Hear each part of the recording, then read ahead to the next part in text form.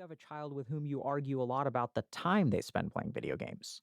Or you have children who are begging you to let them start playing and you want to get ahead of what you think could be a problem down the line. Whatever brings you here, I can help. Takes one to know one. I grew up playing video games, just as your kids are. I actually played a lot of video games, starting in middle school all the way through high school. By the time I went off to college, my habit had escalated to an alarming extent. As my parents will attest, I nearly flunked out of college for playing too often.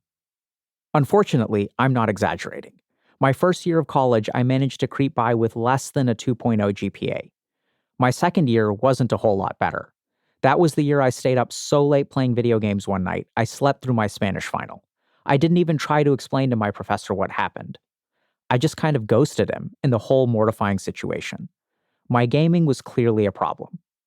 My parents tried everything: restrictions and punishment, freedom and support, unconditional love, but nothing was working.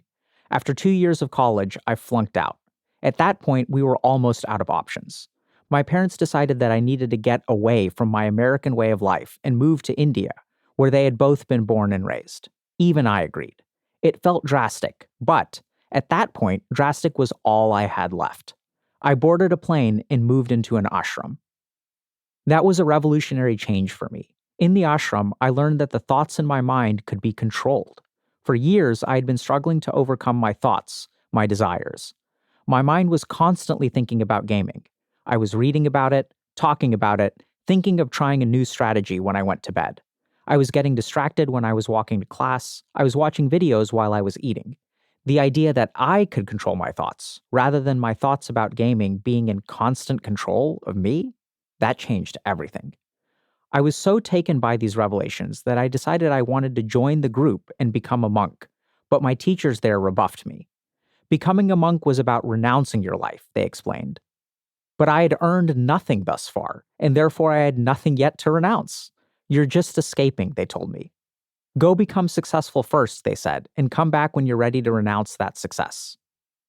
So, I decided to go back to school. In the end, I ended up graduating with about a 2.5 GPA, something about that number being written in stone. I am a below average student, and for the rest of my life, I will never be able to change that. Threw gasoline on the inner fire that my time in India had ignited. Within 8 years of flunking out of college, I would start teaching at Harvard Medical School. Controlling your mind. You don't need to send your child to an ashram in India to, quote unquote, cure their gaming addiction. But it might help for you to understand why the mindset shift I underwent there changed me so profoundly. According to yogic shastras, or ancient texts, the thoughts in our mind come from two places: our sensory organs and the memory of our sensory organs. Think about, say, basketball season. If you're surrounded by people talking about last night's game, or you're watching a sports network or listening to sports radio, all these inputs on the subject will populate your mind with thoughts.